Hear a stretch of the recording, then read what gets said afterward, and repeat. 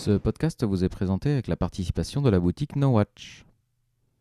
Bonjour et bienvenue sur Zapcast. Bonjour Christophe, comment ça va? Alors c'est le combienième Zapcast aujourd'hui? C'est le numéro 22. Ah, pas mal, pas mal. T'es toujours vraiment au meilleur de fête. Par contre, t'aurais pu te raser ce matin, Christophe, hein. Je trouve que c'est un petit peu négligé. Alors, on est ici pour un numéro spécial. Alors, on peut le dire, hélas, Christophe n'est pas parmi nous parce qu'on est à le Web 11. Et pourquoi un Zapcast à le Web, me direz-vous? C'est plutôt le monde Jérôme, du tech. Pourquoi un Zapcast à le web? C'est plutôt le monde du tech. C'est une très bonne question, Patrick, et je vais y répondre tout de suite. On a rencontré des podcasteurs, des producteurs dans l'audiovisuel. Et alors, on a des invités exceptionnels dans cette émission, puisqu'on a une première interview avec 2020 et JC Frog. Et on a une deuxième interview avec Pierre Journel et JC Frog qui est resté. Double dose de JC Frog. Double dose. Non, c'était vachement bien de les avoir dans cet environnement. Ça a été l'occasion de parler avec eux d'audiovisuel, de tech et tout ça. Donc c'est un format Zapcast sans Christophe. On pleure un bon coup et on ne perd pas une seconde de plus. Lançons l'émission.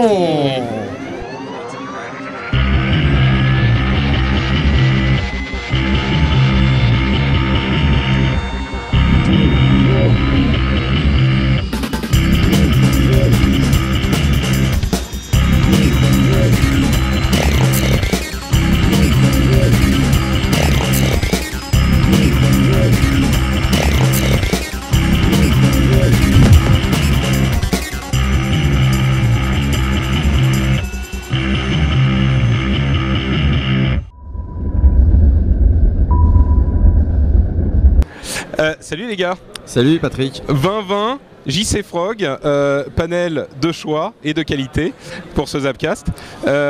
Alors, première chose, la première question que je veux poser, qui est d'une importance capitale. JC Frog, pourquoi le me au début de toutes les chansons?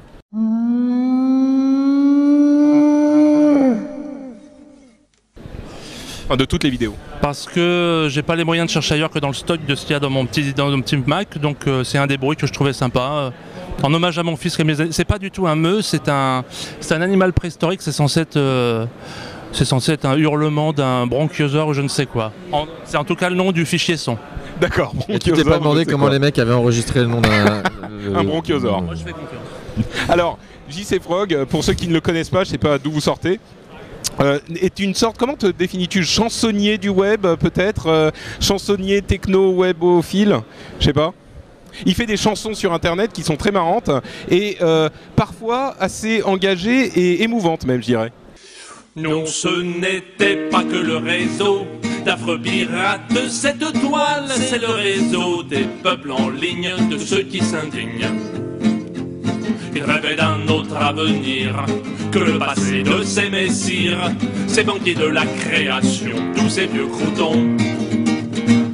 Bah, c'est très gentil parce que moi je me définis pas, mais chansonnier je trouve ça joli.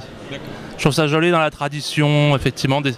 On déconne, mais si on peut dire un petit truc en passant, c'est quand même assez sympa. Donc chansonnier, ça me va très très bien. Merci beaucoup. Chansonnier du web. Et 2020, qui est particulièrement à sa place à le web. Terminologie officielle. Le web, ouais. En fait, 2020, tu as longtemps travaillé, été collaborateur assez proche de Loïc. Tout à fait. Tu es revenu en France il y a quoi, 1 an et demi, quelque chose comme ça? 2 ans maintenant. 2 ans déjà. Est-ce que tu peux nous dire rapidement qui tu es, d'où tu viens? Rapidement, ouais. T'as à peu près 14 secondes. Alors, putain, je viens de la région parisienne. Je suis né il y a 40 ans. Et voilà, j'ai fait des études d'histoire et de marketing et puis j'ai bifurqué très vite vers la création publicitaire. Pendant 10 ans, j'étais concepteur-rédacteur puis directeur de création. J'ai créé une agence de com et un jour j'en ai eu assez. En 2005, j'ai créé une petite boîte de prod et puis j'ai rencontré Loïc. Et Loïc, je l'ai rejoint dans Sismic à San Francisco. On a fait ce qu'on pouvait sur Sismic Vidéo de l'époque. Il y a eu la crise, il y a eu un changement de modèle. Je suis rentré en France car j'avais un visa qui était lié à ce travail. Et puis j'ai bossé dans Hello Tipeee aussi, qui est un petit site qui est vachement bien, qui est une sorte de Facebook privé payant pour les familles. Le top. Le top. Je suis un Gros fan utilisateur. absolu, je n'ai aucune action dans le truc, je suis un fan. Donc voilà, un petit site qui est vraiment sympa, on est devenus tous potes. Et puis après, boîte de prod. avec beaucoup de contenu sur internet. Voilà, à l'époque j'avais fait Bonjour America aussi sur internet, c'était un show en anglais. Tout un tas de conneries, plus ou moins bien, plus de 500 vidéos en 5 ans et avec de la daube et puis des trucs dont je suis plus content et puis pour finir à faire une émission de télé, voilà. D'accord. Je t'ai tenu quoi, 1 minute pour faire une minute. Non, c'est bien, je trouve ça pas mal. Alors, avant qu'on se lance là-dessus, justement, tu m'offres un point en or que je ne vais pas prendre.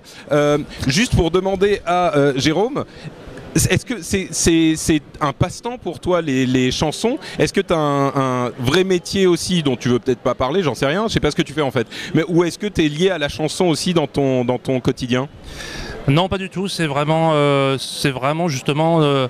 c'est ce qui me donne beaucoup de liberté, c'est que justement c'est qu'un hobby quoi. Mon vrai travail à côté qui me nourrit, c'est vraiment autre chose. Je fais de l'informatique, je fais du développement web, je suis dans un milieu assez geek, je fais du graphisme, du développement, du PHP, du JavaScript, des choses comme ça.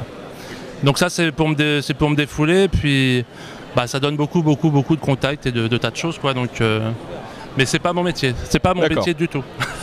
Pourquoi JC Frog 2? Parce qu'il y a eu un JC Frog blog et qu'un jour j'ai changé de place.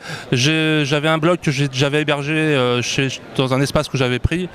Et un jour je suis passé sur wordpress.com. Ouais, d'accord. Ça va peut-être pas passionner les gens. Donc c'est simplement un deuxième. C'est une itération du premier, c'est tout. Okay, donc c'est deux. Alors justement, on parlait de production. Le Grand Webzé. Ouais. Alors, je pense que je suis la seule personne en France à être passée à côté. J'ai jamais vu le Grand Webzé. Non, malheureusement non. Non, vous êtes un paquet. Hein. Ok. Gentil. Non, c'est gentil en tout cas. Non, enfin, en France, je veux dire, ça a quand même fait pas mal de bruit sur Twitter. Voilà. Et je sais pas, je devais être occupé à ce moment. Je l'ai pas regardé, ni le premier ni le deuxième. Donc j'ai du travail à faire. Pour le premier, c'est pas grave. Oui, d'accord, ok. C'était une version bêta. C'était un pilote diffusé en direct. D'accord. Voilà. Ouais. Donc voilà, avec tout ce que ça peut. Ah bah moi, je me chie dessus. J'ai perdu 8 kilos et la moquette, juste la journée de la première. Est-ce que vous vous êtes rencontrés par Hello Tipeee ou est-ce que c'était par les... Parce que tu dis super grand utilisateur, peut-être que tu le connais par là Non, c'était avant. D'accord. C'était avant. D'accord, donc par Twitter, par les réseaux sociaux. Alors j'étais un fan de 2020. Good Morning America, moi c'était... D'accord. Bonjour, oui, pardon. Oh, putain. Un mauvais fan. D'accord. Alors, le Grand Webzé, quel est le principe et quel est l'investissement de JC Frog, l'investissement, le rôle de JC Frog dedans, et puis c'est le boss qui va faire le pitch. Le mot c'est le professeur Rollin. Alors, quelle est l'idée de base? Pardon, je pars dans tous les sens. L'idée de base, il faudrait qu'on arrive à la formuler parce que l'idée de base c'est d'arriver à faire une émission sur la culture web qui soit fait un peu par quelqu'un qui connaît un peu quand même, parce que quand c'est pas fait par des gens du web. Concept original. Ouais, non. C'est en France, c'est il y a peut-être un truc à faire, les gars. Ouais. Et non, un truc sur la culture web fait par quelqu'un qui connaît ça. Je pense qu'il y a beaucoup de gens mais justement, qui et qui soit un peu associé à quelque chose de plus grand public, divertissant et léger, pour arriver à faire passer en douceur, si tu veux. Si c'est trop internet, web, geek, techno, c'est génial et il y a plein de programmes, vous savez bien. Si c'est trop général où on parle juste de Facebook, moi j'ai rien à y faire et c'est chiant. Puis il y a des gens qui s'emmerdent. Donc nous on essaie de faire un programme de divertissement qui parle de ça avec de l'absurde parce que c'est aussi une rencontre. Hein. On s'est rencontré avec François Rollin. Moi j'adore son univers, il est fou. Voilà, le concept c'est plus on essaie de faire des trucs dingues en parlant des trucs pas forcément dingues. Et puis surtout on essaye. Et parce qu'on essaye vraiment, là moi j'avais jamais fait de télé donc je pense que tu as plus d'expérience et je le vois de la façon d'ailleurs où tu distribues la parole en alternant, je note pour plus tard parce que moi quand je tiens un mec je lui pose 10 questions et après on me dit t'as oublié l'autre. Pardon. Ah non c'est trop tard, tu dégages. Ah bon mais merci, mais alors, merci quand même. Justement parce que tu m'écoutes pas en direct tout, Patrick, ça y est t'es parti dans ton truc, ça y est t'es dans ton émission quoi. Pourtant t'es sur le t'es libre, il lit ses fiches. Mais c'est un vélo Patrick, tu peux rien faire avec ça. Putain, il perd ses fiches. Non, mais si, je t'écoute tout à fait parce que tu dis que je distribue bien la parole et que je tiens mon émission. Et justement, c'est ce que je veux, ce à quoi je veux arriver. C'est une autre question qui est importante parce que pour ceux qui ne connaissent pas, le Grand Webzé, c'est sur le web et en direct, comme tu disais, à la vraie télé, c'est France 5, c'est ça? France 5 à 23h40, c'est-à-dire le prime time nocturne. Voilà, donc c'est quand même... voilà, c'est ta redevance qui me paye.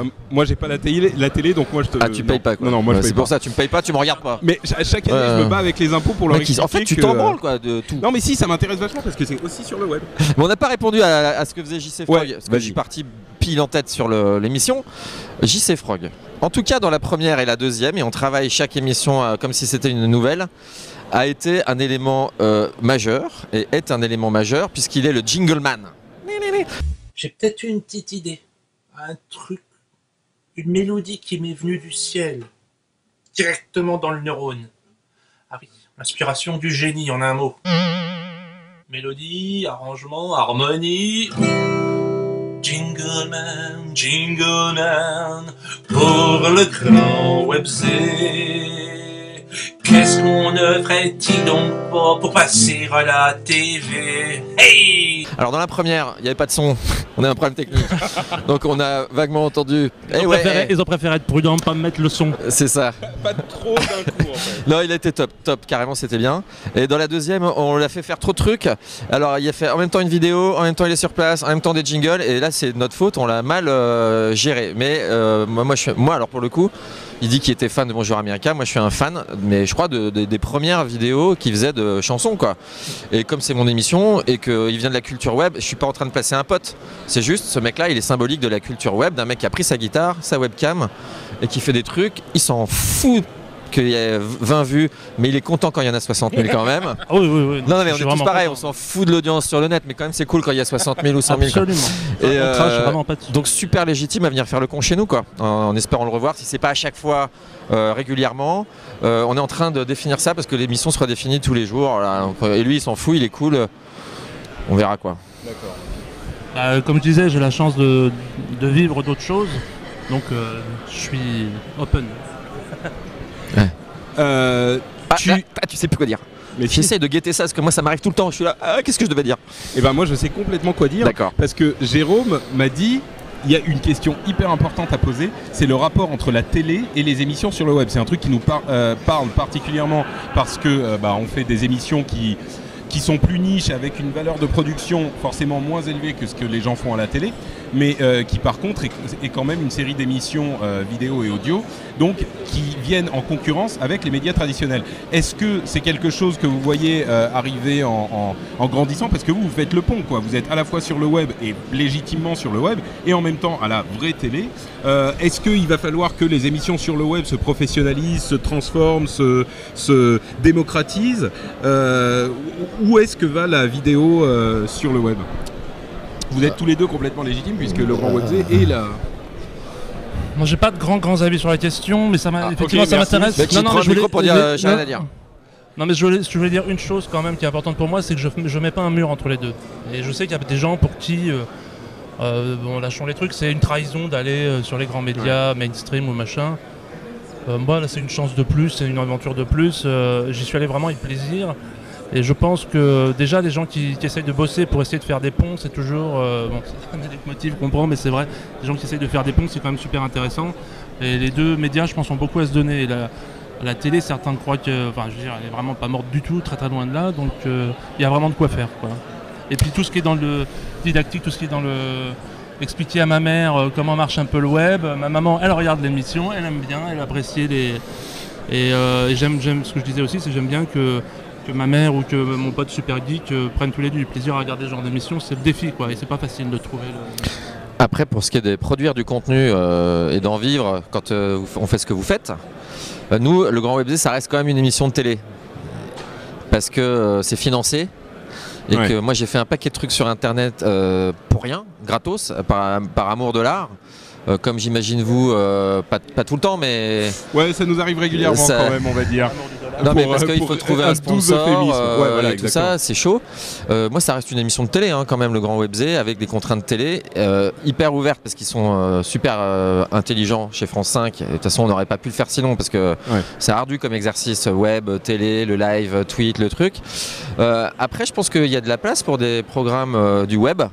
Simplement, il faut serrer les fesses jusqu'à ce qu'il y ait des canaux plus grand public.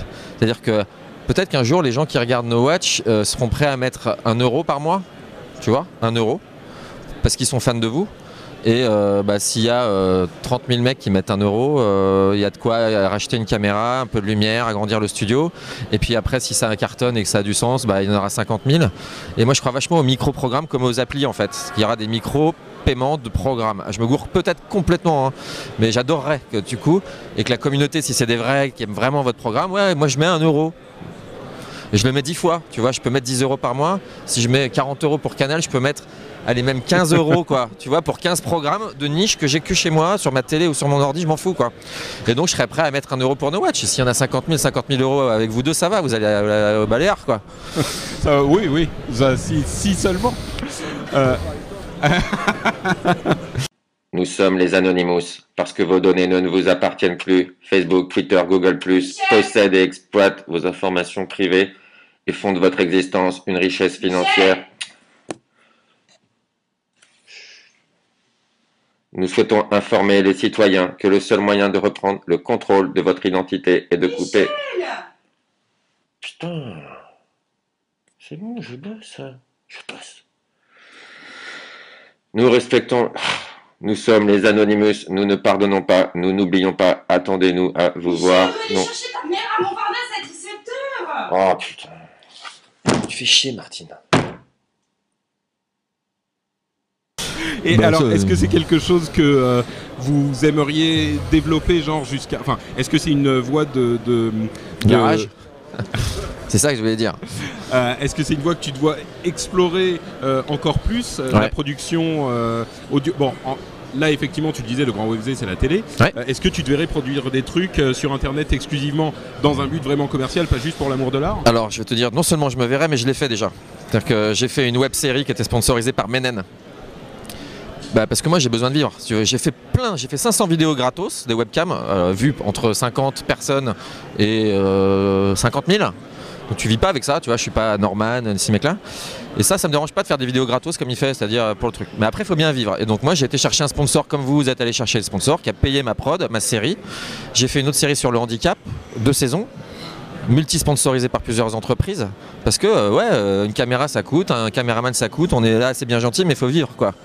Mais j'adore moi l'idée de faire du micro-paiement et un jour dans ma boîte j'espère qu'on va faire un programme de micro-paiement même s'il y a 200 personnes qui le payent, ce sera de notre poche au début mais qu'on crée une communauté de gens qui soutiennent le truc dès le départ, 1 euro par mois tiens ou 2, allez, et puis on y va progressivement et je suis sûr qu'il y en aura plein après. On le garde, on verra dans 10 ans. Pourquoi pas, peut-être. Jérôme, quelque chose à ajouter peut-être? Une question. C'est la question du caméraman. Alors dans le Grand WebZ, il y a une question qui m'a obsédé, c'est ton oreillette. L'oreillette. Qu'est-ce qui s'est passé dans ton oreillette? Est-ce que ça parlait trop ou est-ce que ça parlait pas du tout? Et écoute, je l'ai dit à personne, mais dans la première édition du Grand WebZ, c'est-à-dire ma première télévision, Scoop toujours, c'est-à-dire 70 minutes en direct avec François Rollin, Alexandre Astier quoi. Plus tout l'internet qui m'attend parce que c'est des chiens les mecs sur le web, les mecs qui veulent te détruire la gueule. Plus la chaîne, plus tout ça. À la 8e minute, mon oreillette disparaît de mon champ auditif. C'est-à-dire que tu vois le sketch Les grands moments de solitude? Donc j'avais ma petite sueur comme ça, mes fiches, et après les mecs derrière disent ouais tu lâches tes fiches 20-20, t'es pas de Chavannes. Ah non, je suis pas de Chavannes, bah oui t'as raison, c'est ma première télé, je suis en direct, j'ai plus d'oreillette, je sais plus où je suis, je sais plus où j'habite. Parce que les mecs dans l'oreillette, ils savent pas à quoi ça sert. Mais par exemple t'as un gars qui dit transition, parce que toi t'es pas là avec ta montre. Ah là c'est la transition tout le temps, tu vois, t'as un mec qui dit là tu passes à la séquence d'après. Et donc j'ai passé 62 minutes dans le néant total. Y compris à la fin, je savais même pas si j'étais encore en antenne. J'aurais pu continuer 10 minutes, tu vois. Je rigole, mais c'est pas. C'était horrible, horrible. Donc après, il y a eu des trucs, voilà. Mais bon, c'est pas grave, c'est fait et c'était ma première et voilà. Bon, t'es encore en train de travailler dessus. Nous vous donnons rendez-vous le vendredi 28 octobre à 23h30 pour le Grand WebZ, une émission en direct, pleine de joie, plein de moi. Si on est prêt. Ben on est prêt là quand même. Non, là, maintenant, là, non. Non, là, maintenant, non, on n'est pas prêt. Mettons qu'on sera prêt, mais... Un petit peu quand même, on est un petit peu prêt quand même. On n'est pas prêt. 23h30, le 28. Peut-être pour conclure, quelle a été ton impression avec, quand tu as vraiment rencontré ce monde de la télévision alors que tu avais travaillé sur le web, quelles sont les différences? Parce que ça m'est arrivé aussi, il y a eu des différences marquantes qui m'ont frappé, mais j'aimerais bien savoir ce que tu as ressenti. Écoute, sur les différences, la télé, c'est pour moi comme exactement tous les autres domaines. Moi je venais de la com, ou comme je pense dans tous les univers, il y a des gros cons et il y a des gens fantastiques. Voilà. Et j'ai rencontré les deux. Voilà. Et je pense qu'eux se disent pareil des gens de la prod. Hein. Dans la prod, il y a des gros cons et il y a des gens fantastiques. Et c'est pareil dans tous les métiers. Alors la télé, c'est plus violent parce que t'es là, t'arrives, c'est quand même un média que t'aimes bien et tout. Puis quand tu découvres les arcanes et tout, c'est compliqué quoi. Mais nous, sincèrement, je sais que quand on dit sincèrement, c'est déjà quelque chose de louche. Mais on a du bol quand même. Parce que France 5, les mecs, ils ont quand même plus de 2 neurones, tu vois, pour tenter déjà cette émission. Avec Rollin sur le web, machin, ils sont. C'est sûr que c'est un truc bizarre, ça rentre pas dans les cases de la programmation. Ça rentre pas dans les cases et c'est assez couillu. Je vois pas beaucoup de chaînes faire ça. Donc moi, mon expérience télé pour le moment, elle est très bonne. Et sinon, c'est chez Canal.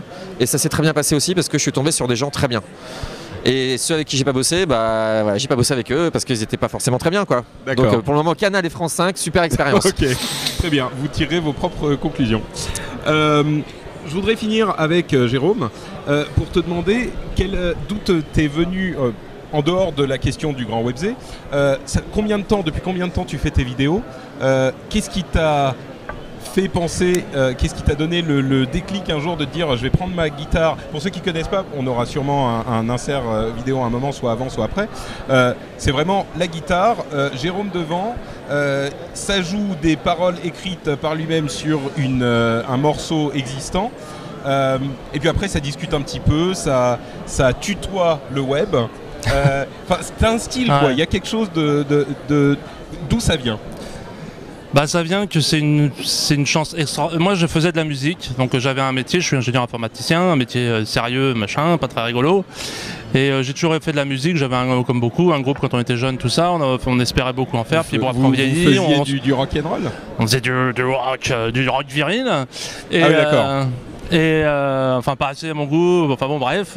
Moi j'étais très métal, mais bon mes copains étaient moins métal, donc on faisait du rock plutôt à la téléphone, des choses comme ça, bref.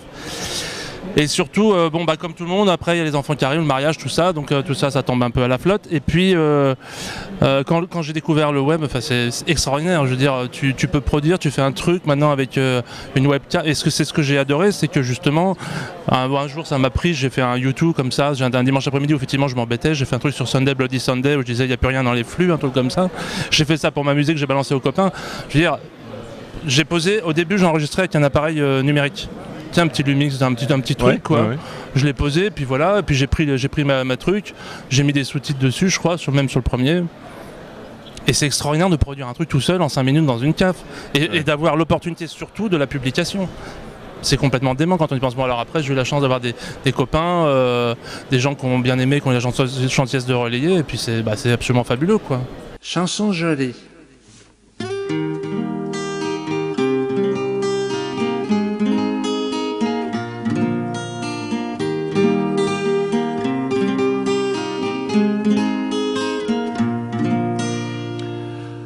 Toutes les geekettes et les geeks de mon âge savent bien ce que c'est qu'être social.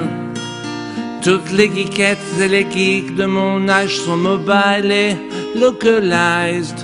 Et de tweet en retweet, et de share en richère, ils partagent ambitieux pour construire le demain. Oui, mais moi je surfe seul comme une conne à l'ancienne. Oui mais moi je surfe seul, je ne veux pas de friend. C'est la liberté, je trouve extraordinaire. C'est ça que j'aime bien dans le côté web. C'est niveau production, c'est lamentable. Je veux dire, non mais c'est vrai. Maintenant, j'essaie de faire un peu plus attention au son parce que bon, avec un peu de temps, mais ça reste complètement artisanal, quoi. Et c'est ça qui est fabuleux. Quand je vois que je disais à mon père l'autre jour, tu te rends compte que quand je faisais de la musique, je n'ai jamais osé toucher à Brassens ou à Brel parce que pour moi, c'est intouchable. Et je me retrouve, parce que maintenant je le fais dans la déconnade, je me retrouve c'est complètement dément de se retrouver sur le service public à chanter du Brel. C'est inimaginable.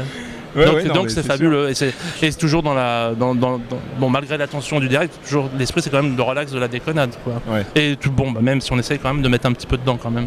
Niveau matériel, tu fais ça sur GarageBand avec un Mac. Alors maintenant c'est exclusivement Mac et très simple. Hein, souvent je me prends avec la webcam du Mac. J'aimerais bien d'ailleurs faire un peu mieux au niveau parce que j'ai un bon appareil.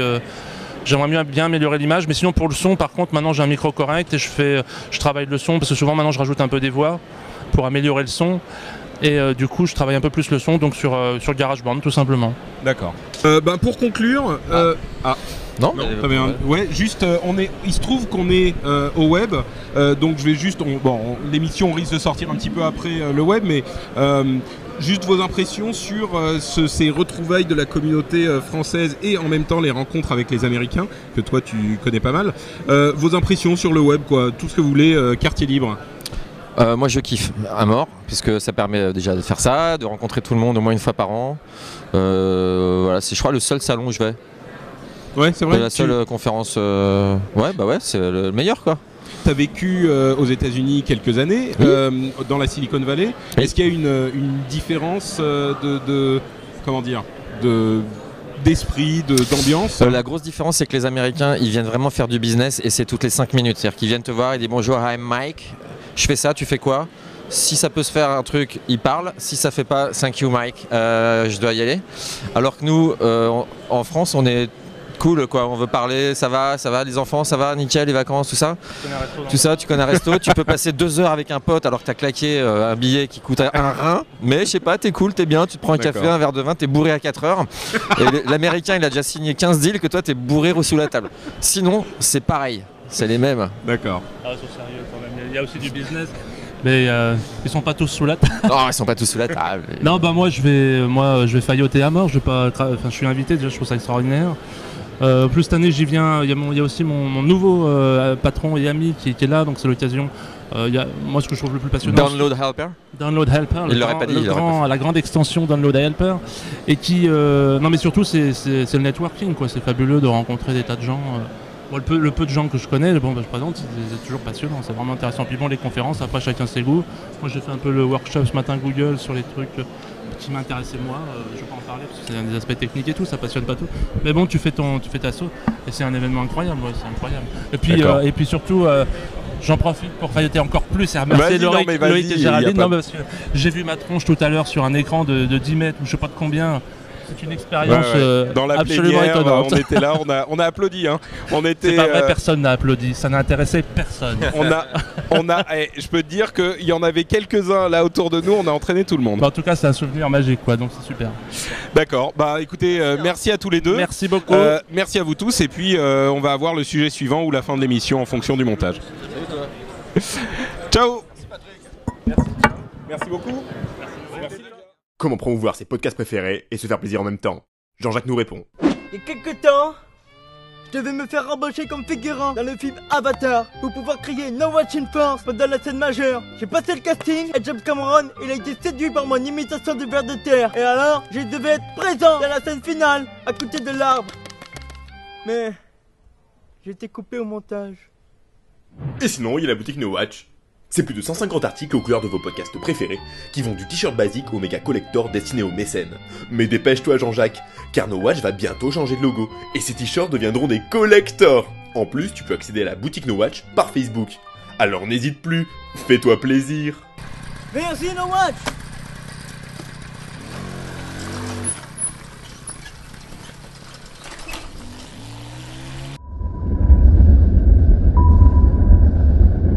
Alors, deuxième partie de Zapcast, JC Frog reste avec nous. Et pourquoi? Parce que nous avons Pierre Journel qui nous a rejoint. Alors Pierre Journel, si vous ne connaissez pas, c'est déjà un, que vous ne jouez pas de la guitare, et deux, que vous n'utilisez pas Evernote. Donc, ça fait quand même beaucoup. Là, franchement, c'est pas bien. Donc, on va commencer avec toi, Pierre, parce que JC s'est déjà exprimé, mais comme tous les deux, la guitare, quand même, c'est un point commun. Je pense que vous avez des choses à vous dire, plus que moi qui n'y connais rien en guitare.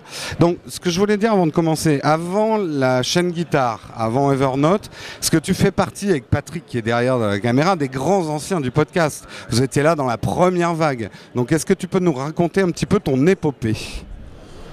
Alors oui, ma vie, mon œuvre du podcasting. Alors c'est pas compliqué, ça a commencé, j'ai acheté mon premier iPod à Noël 2004 et donc voilà, en bidouillant de fil en aiguille, je suis arrivé à découvrir ce qu'était le podcasting. J'habitais au Canada à l'époque et j'avais un site web à l'époque où je racontais notre expérience d'immigration quoi.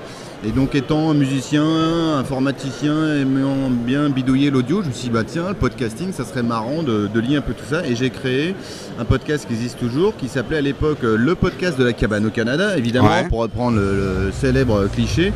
Et maintenant c'est le site web, c'est lepcc.net, donc j'ai gardé le nom lepcc même si je suis revenu en France depuis 3 ans.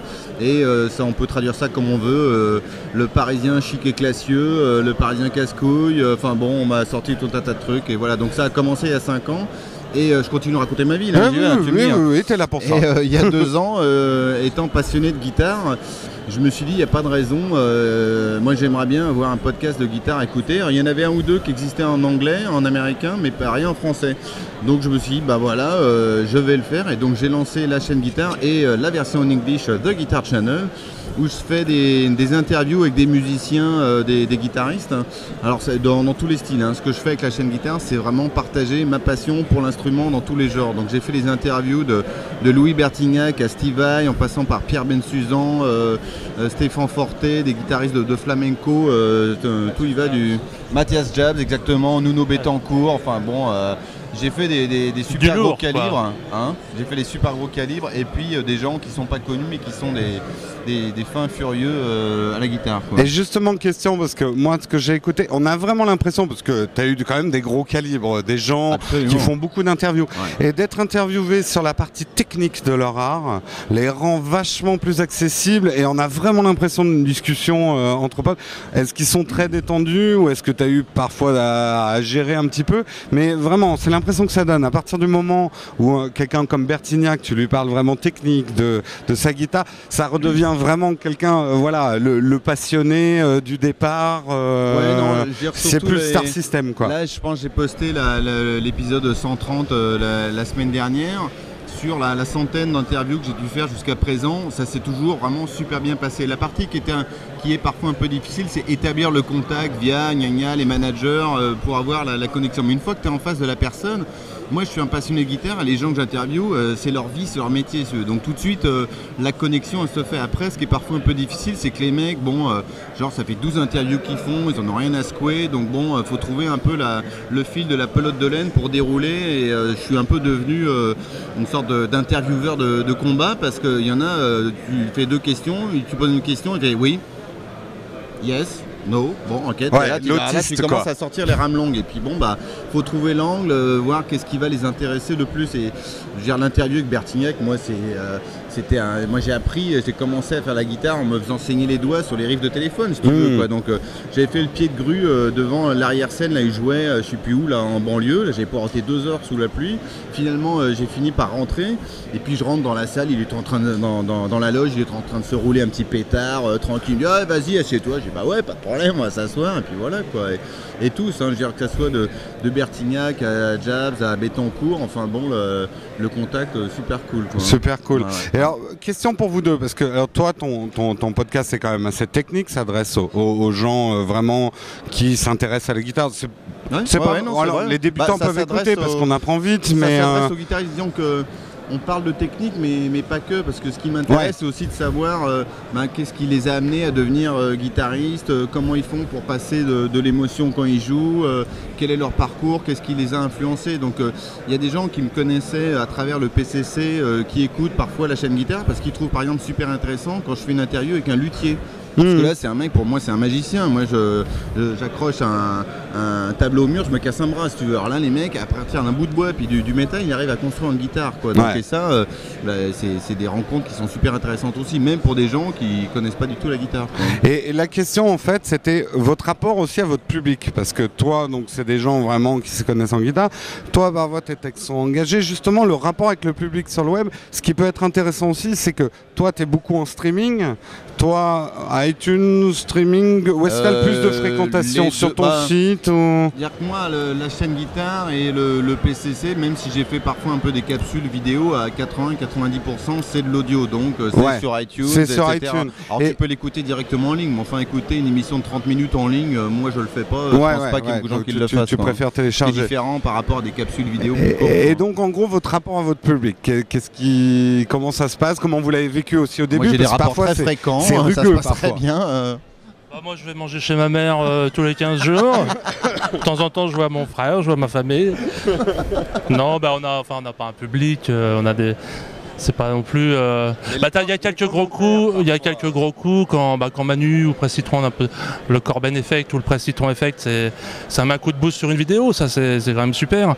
Et puis, mais sinon, c'est quand même pas des foules astronomiques. Et maintenant, avec tout c'est pas du tout justement des médias à sens unique. Donc les gens, quand ils ont envie d'exprimer des trucs, ils le font, et je suis plutôt du genre à répondre. Donc sur YouTube, pas tellement en fait. Je me rends compte que sur YouTube, je réponds pas tellement aux gens. Ouais, les commentaires sont d'une autre forme, ouais.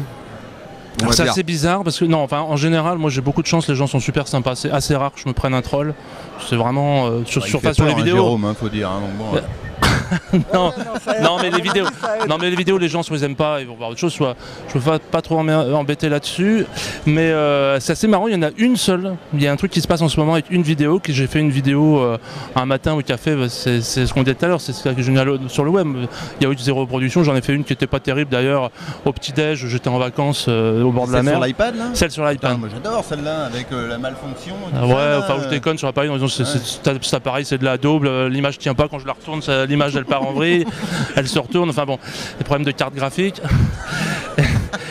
Et bon, c'est absolument n'importe quoi, le petit truc où tu fais le café. Je suis pas d'accord. Et là-dessus, j'ai une belle avalanche de commentaires écrits en SMS, d'insultes, tu dis t'en veux pas, tu me le donnes. Vraiment pris au premier degré, avec pourtant quand même pas mal de commentaires entre les deux pour dire mais il voit bien qu'il déconne, c'est pas. Et ça continue à cracher comme si vraiment j'étais. Et pourtant c'est une de celles où je force le plus sur le côté ridicule, quoi. Alors déjà pour le prix, gros bug d'affichage. L'image ne tient pas. Elle ne tient pas. Impossible de la faire tenir. C'est très étonnant quand même. Je sais pas s'ils peuvent pas s'acheter une carte graphique correcte ou voilà. C'est complètement n'importe quoi. Tu le prends, ça tourne tout le temps. Instabilité notoire. Alors, pour pas voir que c'est n'importe quoi, c'est étonnant. C'est vrai que parfois YouTube, il y a ce côté premier degré qui est. Mais c'est la seule.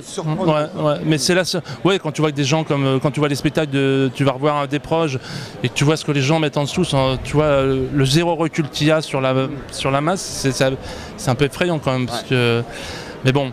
C'est vrai que lui il y allait très fort et c'est vrai que ça change beaucoup de choses parce que des gens comme ça qui jouaient en théâtre, alors évidemment après t'achetais les DVD tout ça, mais quand des gens comme de ce talent là écrivaient et jouaient, moi j'ai vu des proches, son dernier spectacle malheureusement, bon, c'est vraiment une autre atmosphère, les gens qui sont là le connaissent, enfin, il va très fort sur le racisme et tout ça, mais justement évidemment pour dénoncer tout ça.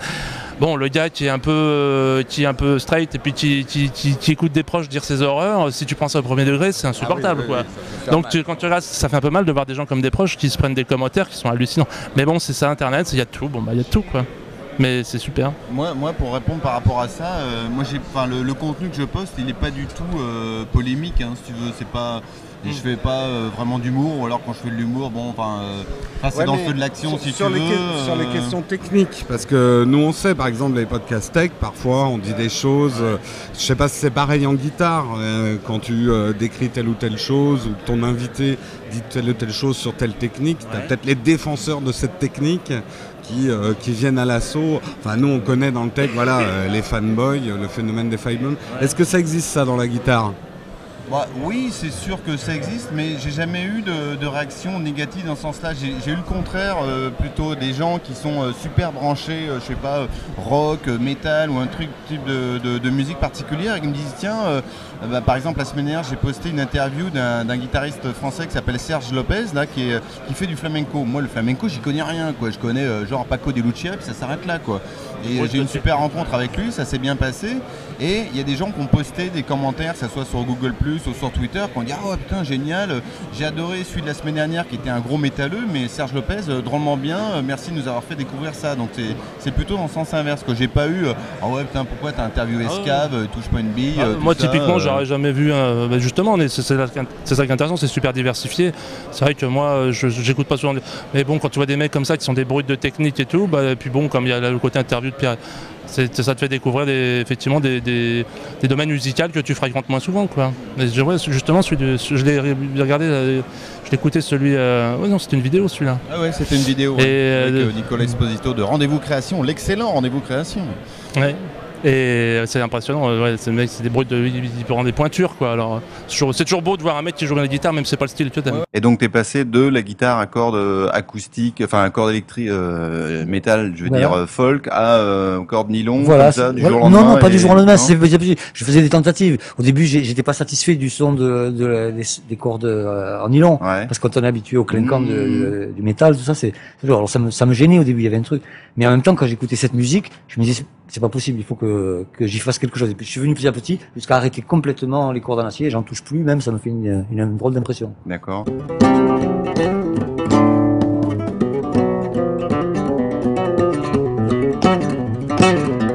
Sur la chaîne guitare, encore une fois, il y a l'aspect technique, mais on parle beaucoup de musique, parce que c'est ça qui est intéressant, de comprendre qu'est-ce qui fait la flamme de ces musiciens, etc. Moi, j'ai rencontré des super kékés, des mecs qui font la couverture des magazines de guitare, mais j'ai rencontré aussi des gens qui ont des techniques de fou et qui bouffent de la vache enragée, mais des mecs qui sont dans leur art au maximum, ils jouent dans des bars minables, et il va jouer 2 notes et le mec il te met le cul par terre, quoi. C'est ça qui est super intéressant, quoi, depuis d'exposer, de montrer aux gens, parce que c'est aussi comme ça que ça passe. Les artistes qui ont un peu pigé que bon bah voilà, fallait qu'ils s'exposent et que bon bah ouais, la musique on va peut-être un peu moins l'acheter, mais il y a d'autres modèles d'affaires qui se dégagent. L'autre jour, il y a un guitariste que j'ai interviewé, il me disait, tu sais, nous on fait plus d'argent en vendant nos t-shirts à la sortie des concerts qu'avec nos CD, quoi. Bon bah voilà, bah c'est bien, voilà, il y en a qui a compris, qui a débarqué de MySpace, des trucs des années 80, il y en a encore beaucoup, il y en a encore qui me filent des cartes de visite avec MySpace dessus, quoi. Je dis, réveillez-vous les gars, quoi, c'est fini ça, hein.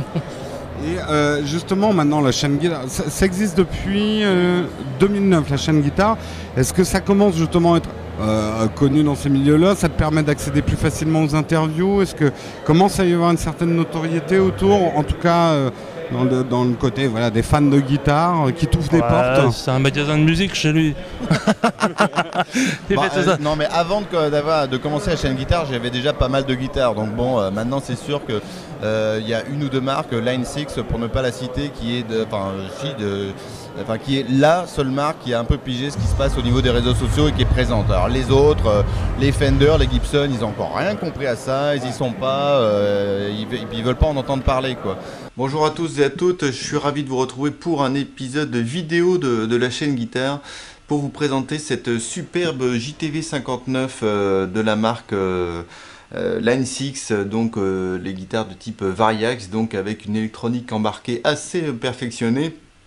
Grosse différence par rapport à la génération précédente, c'est que maintenant, en plus de l'électronique embarquée qu'on va détailler dans un instant, vous avez une guitare normale avec des micros magnétiques, un bon vieux sélecteur, quoi. Mais non, ce que je voulais dire, c'était plus par rapport aux artistes. Est-ce que certains commencent à t'écouter, du coup ça t'ouvre des portes pour avoir des interviews plus facilement ou ce genre de choses? C'est sûr que le fait d'avoir rencontré certains grands noms, je me suis fait une petite plaquette que j'envoie aux gens quand je veux rencontrer certains artistes. Et puis bon, du coup, l'écho que j'ai créé au niveau de la guitare, de toute façon je suis tout seul au niveau du podcast qui parle de guitare en France, quoi, donc au niveau francophone. Donc oui, mais ceci dit, Bertignac, c'est peut-être la 10e interview que j'ai faite, quoi. Donc bon, et puis c'est un mec qui est aussi très accessible sur l'internet, quoi. Donc mais ce qui a commencé à se faire depuis quelques mois, c'est que là maintenant il y a des artistes qui me contactent spontanément et qui m'envoient des CD, des trucs comme ça. Donc c'est évidemment qu'il y a un peu l'effet notoriété, mais en fait je suis en contact avec quelques attachés de presse qui font tourner des gros artistes et des plus petits. Donc quand il y a un gros morceau qui se présente et que les planètes s'alignent, je vais le rencontrer. Mais j'ai parfois tout autant de plaisir à rencontrer un guitariste comme Serge Lopez qui n'est pas du tout connu, comme Nounou Bettencourt quand je suis allé voir dans son grand hôtel au Palais Royal, si tu veux, quoi, hein, Et alors, pour passer à un autre sujet pour vous deux aussi, est-ce que toi, JC Frog, tu aurais une idée d'autre chose que ce que tu fais maintenant, que tu auras envie de faire sur le web? Comme Pierre fait un podcast sur Evernote, je te pose un peu la question, est-ce que toi, il y a une autre passion qu'on ne connaît pas, dont tu aimerais nous parler sur le web, peut-être une idée d'émission si tu avais le temps, si tu pouvais. Imaginons, on est dans un monde où tu as le temps, tu peux le faire. Est-ce qu'il y a un autre sujet dont tu aimerais parler? J'aurais pas besoin de manger, en gros. Voilà, en gros, un monde où on est nourri tout seul. Et oui, à fond. Et c'est pas aussi une question de temps, c'est une question d'argent aussi, parce que c'est un investissement. Moi, j'adore faire des tutos. Des tutos, d'accord. J'en fais quelques-uns de temps en temps, toujours moins bien que ce que j'aimerais faire. J'aimerais y consacrer plus de temps parce que j'aime bien essayer de le faire un peu relax et machin sur le... Comme je dis, je sais rien mais je partagerai tout et c'est un peu l'idée du web quoi. Et j'adore ça. Mais la fonction pédagogique, ça c'est... La fonction pédagogique et surtout essayer d'atteindre, comme je disais, essayer d'expliquer des choses bon, si je connais un truc, un domaine d'expertise, c'est un truc où je pourrais très bien faire un truc qui est un peu pointu, mais surtout viser quand même 95% des gens qui sont en train de débarquer massivement sur Internet, c'est-à-dire tous ceux qui ne sont pas nos potes geeks, c'est-à-dire nos parents, nos amis. Ça serait vraiment des tutos comment bien utiliser. Ça peut être, moi, mon premier tuto, je voulais faire, c'était de copier-coller, ça peut être D'accord. Je veux dire, moi, quand tu parles avec des gens, moi je connais des gens qui travaillent sur ordinateur depuis 15-20 ans, qui ne savent pas faire un CTRL-C, CTRL-V, et le jour où tu leur montres, c'est vraiment dommage que je ne savais pas ça depuis 15 ans. Ma mère m'appelle pour savoir si elle doit simple-cliquer ou double-cliquer. Hein. C'est une angoisse quand même. Mais oui, mais arriver à faire une belle plateforme où il y a tous les trucs, tous les astuces, avec un truc un peu sympa, bien organisé. Pour faire ça bien, je pense que c'est vraiment du boulot. Bon, malheureusement, le web, ça on fait pas d'argent aujourd'hui avec le web. Je veux dire, à part ceux qui font, non, mais à part ceux qui font des gros, bien sûr qu'il y en a qui font de l'argent avec le web, mais je veux dire encore, on parlait d'argent avec certains. Quand je vois des grandes pointures du web qui roulent pas en roll, enfin dont certains pensent qu'ils roulent en roll, c'est bien loin. On parlait tout à l'heure de Norman. Norman, il fait pas une fortune non plus, alors que c'est 8 millions sur YouTube. C'est vrai que le business model est pas encore en place pour la production audiovisuelle. On parlait tout à l'heure de la télé, certains en veulent à certains qui passent à la télé. Bon, moi je comprends que si des gens ils aiment faire du contenu et ils ont envie d'en vivre.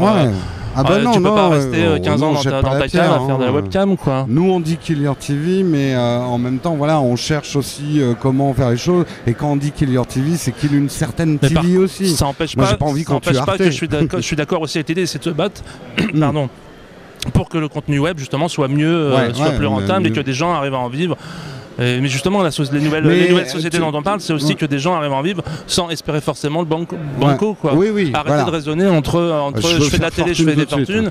Si on pouvait vivre décemment en faisant du contenu de qualité régulier, pour moi, c'est le genre de modèle que je trouve intéressant. Et ça change beaucoup parce qu'il n'y a quand même pas beaucoup de gens qui raisonnent comme ça. Mais alors, j'enchaîne pour pouvoir passer à Pierre sur ce que tu dis sur les tutoriels, parce que là, il y a un business model quand même sur le tutoriel. Les gens, on le voit, sont prêts à payer pour une formation sur Internet. Bien, dans le graphisme, moi j'aime les formes, nous, c'est un de ça, des choses comme ça. Il y en a plein d'autres. Il y a tuto.com, il y a beaucoup de plateformes comme ça. Donc il y a peut-être quand même quelque chose à faire dans le tutoriel. Pour l'instant, je suis pas là-dedans, mais c'est vrai que c'est un domaine qui me plaît bien. Et alors, ça me permet de faire une transition sur Pierre, justement, parce que ton autre passion, et ça, je l'ai découvert récemment en te lisant sur Google+. Tu as une passion donc pour un programme, et explique-nous un peu pourquoi, parce que moi j'avoue que j'ai utilisé une fois Evernote. J'ai trouvé que c'était trop usine à gaz pour mes besoins, qui à l'époque étaient de prendre des notes efficaces. Donc voilà, non mais je suis très intéressé parce que je suis toujours à la recherche du programme parfait pour m'organiser. Sauf que j'ai compris que le programme parfait, il fallait que quand même j'inscrive des trucs dedans pour que ça marche. Même un petit peu, C'est ça le problème. Et en plus, Evernote, c'est un truc que tout le monde adore. Je veux dire, le web entier est fou amoureux d'Evernote. Et moi, je suis un petit peu comme toi, Jérôme. Je l'ai essayé 1 ou 2 fois. Et j'ai jamais vraiment compris pourquoi c'était tellement mieux que le reste. Donc, je suis très intéressé aussi. Je voulais juste dire un truc. Tu retournes à ta place, Patrick. T'es gentil, il y a du boulot là. Hein parce qu'on discutait sérieusement, tout ça. Là, bon, non, mais il a le droit. On a droit à la question du caméraman. Moi, je l'ai posé à 20. Donc, ça, c'est fait. Voilà. Donc alors j'ai une pression terrible. Et j'ai l'impression, parce qu'on le découvre ici aussi dans le web, c'est vraiment devenu une plateforme aux multiples branchiations, on va dire. Beaucoup d'excitation en tout cas autour. Alors est-ce que tu peux nous expliquer pourquoi? Alors moi j'ai découvert Evernote, j'étais encore au Canada à cette époque, c'était via un podcast qui parlait de Mac, et le mec avait interviewé Phil Libin, et puis bon j'avais noté ça dans un coin de ma tête, mais j'étais pas revenu après. Puis c'était quelque chose qui revenait assez régulièrement sur ma timeline dans Twitter. On me dit bon là comme tout le monde. Hein. Là, tu te dis, là, il y a quelque chose qui se passe, faut que j'aille voir. Donc, je me suis penché dessus. Et puis, la devise d'Evernote, c'est Remember Everything. Donc, rappelez-vous de tout. Et ben voilà, c'est pas plus compliqué que ça. C'est ça. Donc, pour donner quelques exemples très simples d'Evernote, d'utilisation, moi, j'aime bien le vin, comme beaucoup de monde.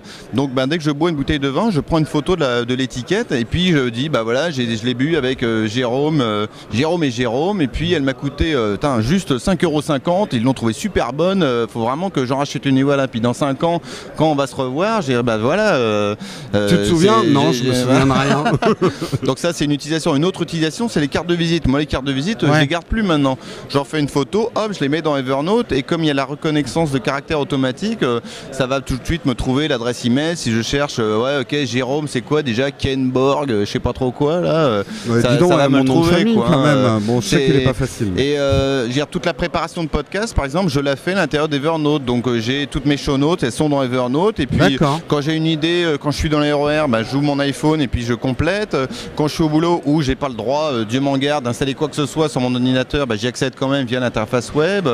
C'est vraiment mon cerveau externe. Ton cerveau externe. Tout à fait. Et il m'en faudrait déjà en interne, moi. 8000 notes dessus, et qui sont essentiellement personnelles, quoi. Mais ça va de tout, ça va de tous les documents officiels, les PDF que je peux mettre là-dessus, jusque des factures, des manuels, enfin bon. Et comme le moteur de recherche est super puissant, c'est bien pratique. Et justement, je rebondis sur ta question, comme effectivement parfois c'est un peu difficile d'expliquer ce qu'est Evernote, et j'ai lancé donc en août dernier la chaîne Éléphant et la version anglaise évidemment, The Elephant Channel, pour faire des épisodes très courts de 5-10 minutes où je dis voilà comment utiliser Evernote, voilà comment trouver du boulot avec Evernote, comment utiliser la passerelle de messagerie. Donc c'est des épisodes de 5-10 minutes qu'on écoute comme ça. Est-ce que tu as été contacté par Evernote?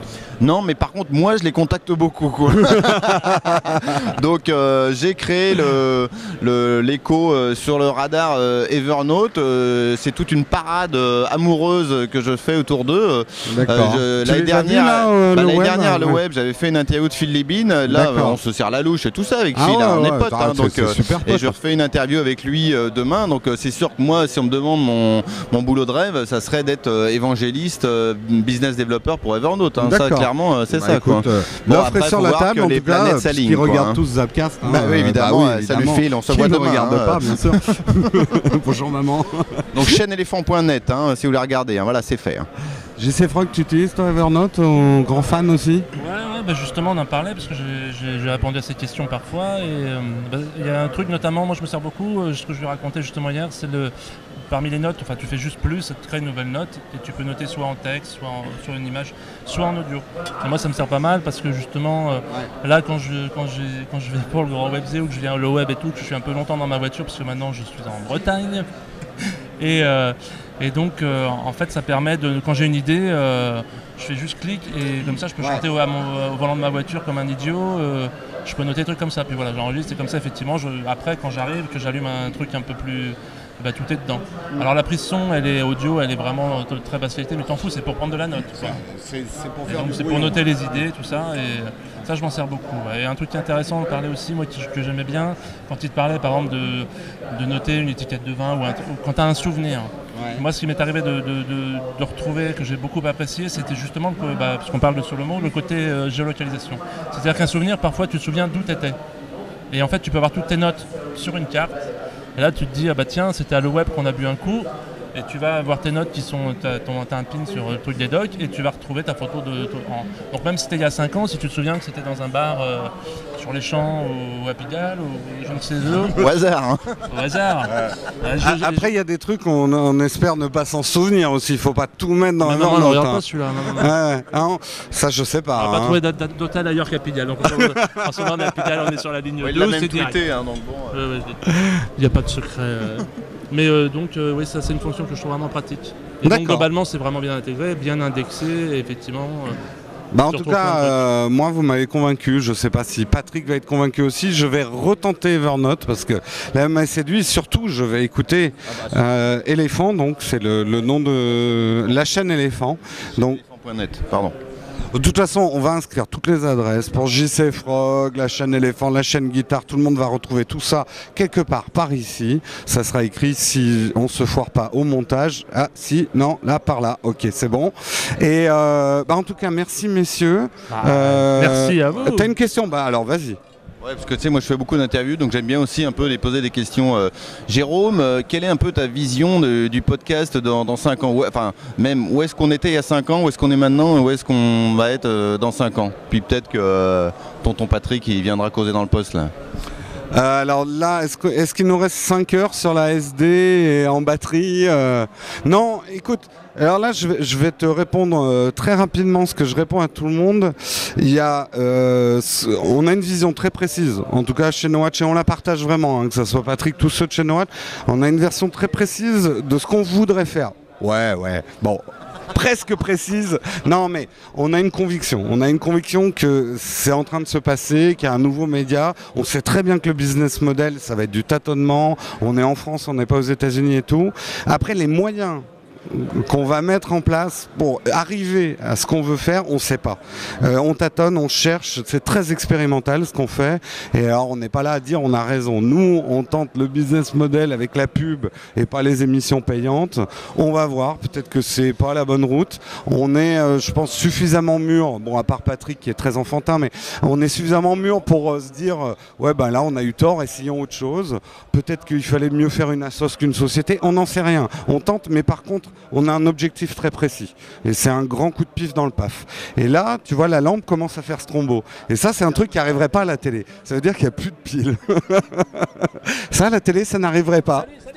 Yeah, ça fait mal. En tout cas, messieurs, c'était vraiment super cool de vous avoir. Un grand merci. Merci Pierre, depuis le temps qu'on devait se rencontrer.